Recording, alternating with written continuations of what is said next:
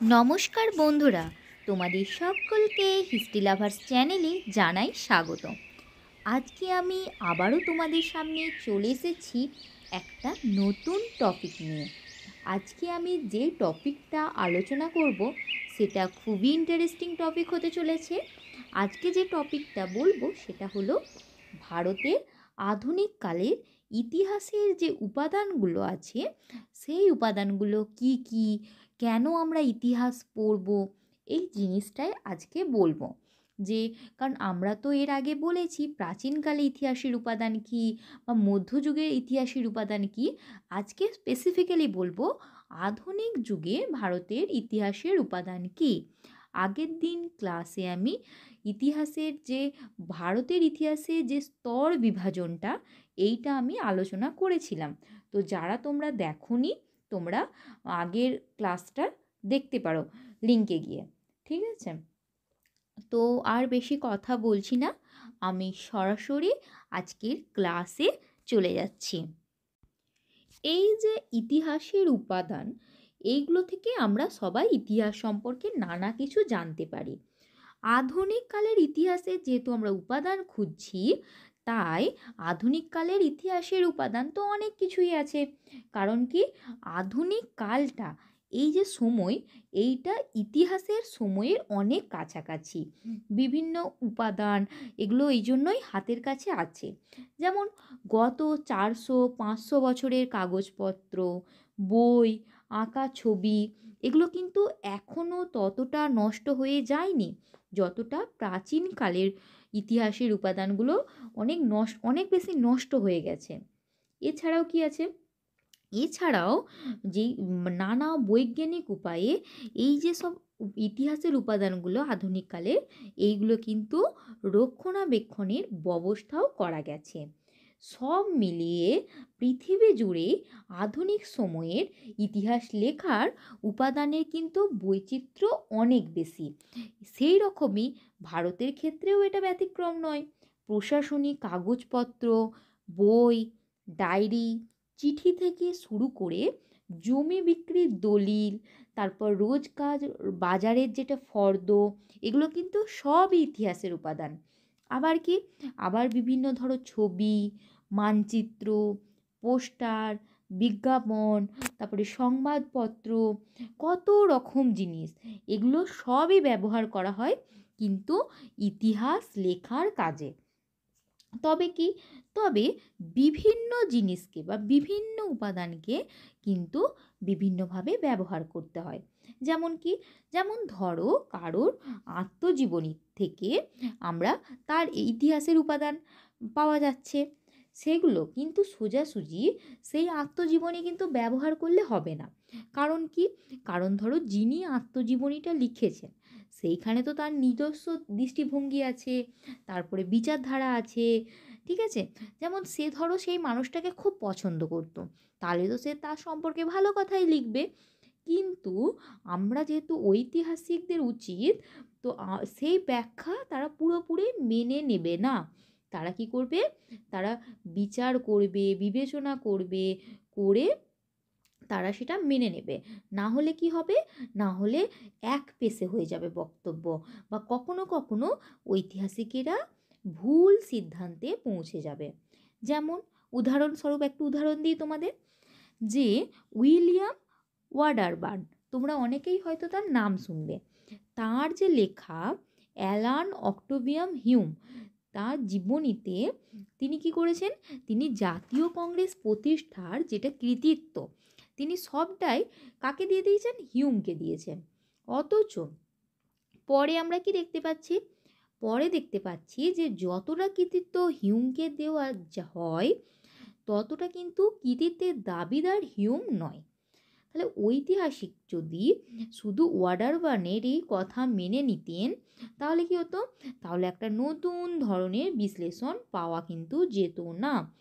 অর্থাৎ কি, অর্থাৎ আমাদের উচিত আমরা যেসব উপাদানকে পাচ্ছি সেগুলোকে প্রশ্ন করে খুঁটিয়ে খুঁটিয়ে ভেঙে চুরে ঐতিহাসিককে কিন্তু দেখতে হবে। এই যে ভারত ইতিহাস, ভারতের ইতিহাসের আধুনিক পর্বের যেগুলো আমরা জানব উপাদান ইতিহাসের, এগুলো জানার কিন্তু একটা অন্যতম উপাদান হচ্ছে ফটোগ্রাফ। এটা 2 নম্বর উপাদান। ঠিক আছে, তাহলে 1 নম্বর উপাদান কি হলো? আত্মজীবনী। দ্বিতীয় নম্বর হচ্ছে কি? ফটোগ্রাফ। অর্থাৎ কি? ফটোগ্রাফ মিন্স ক্যামেরায় তোলা ছবি। এই রকম অনেক সংগ্রহ থেকে সামাজিক, অর্থনৈতিক, রাজনৈতিক বিভিন্ন ইতিহাসের আমরা জানতে পারি। তবে কি? তবে এই যে ফটোগ্রাফগুলো, এগুলো কিন্তু পুরোপুরি নৈর্ব্যক্তিক নয়। মানে কীরকম? মানে ধরো আত্মজীবনী বা আত্মজীবনীর ক্ষেত্রে বা জীবনীর ক্ষেত্রে কি হয়, লেখকের যেমন ইচ্ছা সে সেরকম লিখতে পারে, কিন্তু যখন বা যিনি ছবিটা তুলছেন তার দেখার ওপর ক্যামেরা কিন্তু নির্ভর করে। ফলে কি হয়? ফলে 2 রকমের ছবি হয়ে দাঁড়াতে পারে।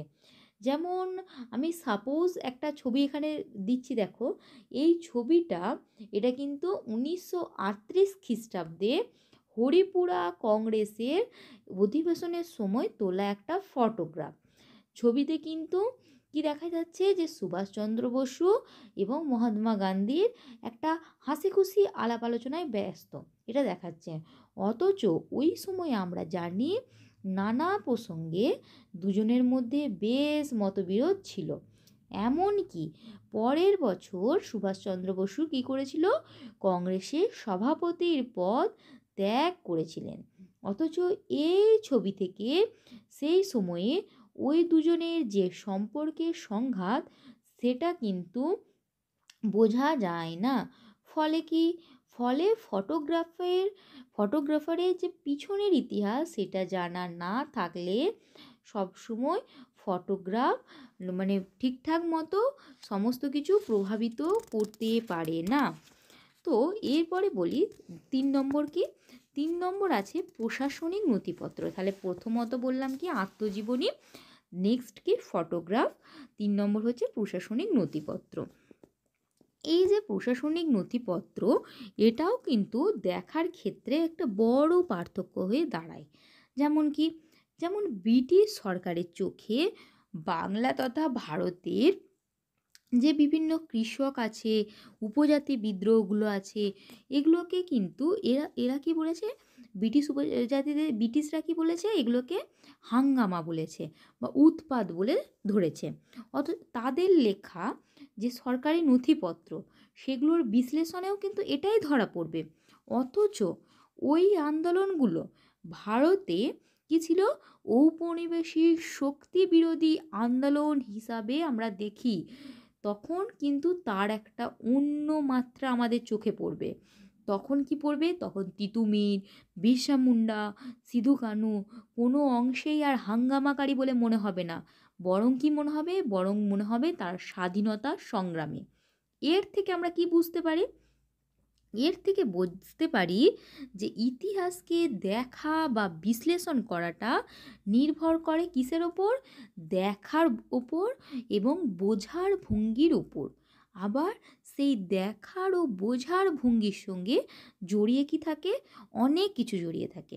সেই সবের মধ্যে সাম্রাজ্যবাদের স্বার্থ, ঔপনিবেশ বিস্তারের আগ্রহ, জাতীয়তাবাদের আদর্শ, এগুলো সবই থাকতে পারে। তাহলে আমাদের বোঝা দরকার সাম্রাজ্যবাদ, উপনিবেশবাদ বা জাতীয়তাবাদ এগুলো কাকে বলে। তো প্রথমেই বলি সাম্রাজ্যবাদ কি।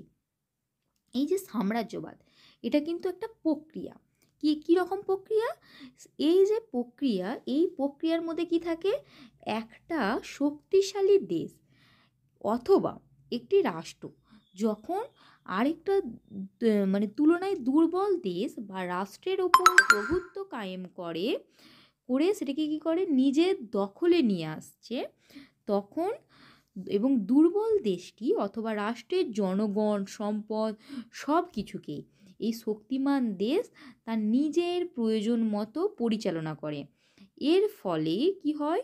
শক্তিমান যখন এইটাকে বলে একটা সাম্রাজ্যবাদ, ঠিক আছে? এবং কি হয়? এর ফলে যখন শক্তিমান দেশ তার অধীনে যে দুর্বল দেশের ইতিহাস খুঁজতে যায়, তখন কি হয়? তখন জেমস মিলের মতো পরিস্থিতি হয়। দুর্বলের ইতিহাসকে তারা কি করে, তারা খাটো করে দেখে, কারণ তাদের মধ্যে সেই প্রবণতাই আছে। শক্তিশালী তো দুর্বলের ইতিহাসকে খাটো করেই দেখবে। বলা শুরু হয় কি, দুর্বল শুধু দুর্বল নয়, তারা হচ্ছে অসভ্য, তাই তাদের ইতিহাস নেই। কারণ কি, জেমস মিলের মতে ইতিহাস কেবল সভ্য মানুষের হয়। ফলে কি, ইতিহাসহীন অসভ্য মানুষগুলো সভ্য হয়ে উঠতে পারে, তার জন্য তাদেরকে সাম্রাজ্যের মধ্যে রেখে দেওয়াই ভালো। ঠিক আছে, এইটা হচ্ছে যারা সবল দেশ বা শক্তিশালী দেশ তাদের মনোভাব দুর্বল দেশের প্রতি। এরপরে বলবো উপনিবেশবাদ কি। এই যে সাম্রাজ্যবাদ, এটার সঙ্গে কিন্তু উপনিবেশবাদের যোগাযোগ খুব স্পষ্ট। ধরা যাক ভারতের অর্থনীতি একসময় ব্রিটিশ ইস্ট ইন্ডিয়া কোম্পানির স্বার্থ মোতাবেক চলত।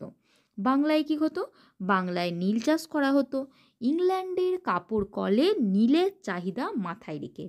তাতে করে কি হতো, তাতে করে বাংলার ধান পাট এগুলো চাষ কিন্তু নষ্ট হতো। ফলে কি হতো, ফলে বাংলায় অনাহার দেখা দিত, দুর্ভিক্ষ দেখা দিত। এই যে একটা অঞ্চলের জনগণ সম্পদকে অন্য অঞ্চলের স্বার্থে ব্যবহার করছে, এটাই হচ্ছে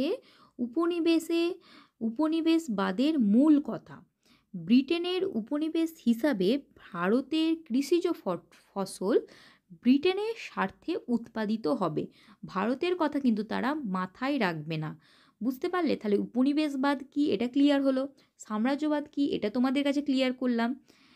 এই যে সাম্রাজ্যবাদী যে ভাবধারা, এর বিরুদ্ধে কিন্তু ভারতীয় শিক্ষিত জনগণ তারা ধীরে ধীরে কী করছে, নিজেদের মধ্যে জোট বাঁধছে। ইংরেজি শিক্ষা সরকারি চাকরি পেলেও দেশীয় সমাজে শিক্ষিত জনগণ নিজেদের মতো করে নিজেদের দাবিগুলো নিয়ে তারা কিন্তু কথা বলা শুরু করলেন। সেই চর্চা থেকে ইতিহাসও বাদ পড়ল না। মিলের ইতিহাসের যুক্তিকেই ব্রিটিশ সাম্রাজ্যবাদী বিশ্লেষণের বিপক্ষে ব্যবহার করা কিন্তু শুরু হয়ে গেল। খোঁজা হলো প্রাচীন যুগের ইতিহাস, মধ্যযুগের ইতিহাস। দেখা গেল কি, যেভাবে ব্রিটিশরা বলে যে ভারতের ইতিহাস নেই, তা ঠিক নয়। ইতিহাস আছে ভারতের, শুধু বিভিন্ন উপাদান থেকে তাকে চেহারা দিতে হবে।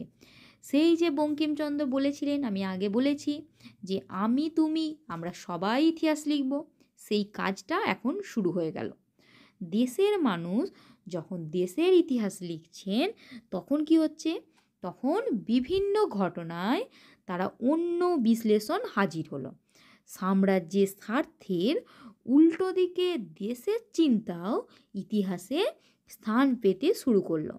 যেমন কি উদাহরণ হিসাবে বলি, যে সিরাজউদ্দৌলা নিরীহ ব্রিটিশ কর্মচারীদের হত্যা করেছেন, এইটা বলে অভিযোগ তুলেছিলেন কারা, ব্রিটিশ ঐতিহাসিকেরা, যেটাকে আমরা অন্ধকূপ হত্যা বলি। তো ভারতীয় ঐতিহাসিকরা কিন্তু অঙ্ক কষে যুক্তি দিয়ে প্রমাণ করে দিল যে সেই অভিযোগ মিথ্যা। ইতিহাসের মধ্যে ঢুকে পড়ল কি, সাম্রাজ্যবাদের বিরুদ্ধে দেশীয় তথা জাতীয়তাবাদী বিশ্লেষণের একটা দ্বন্দ্ব।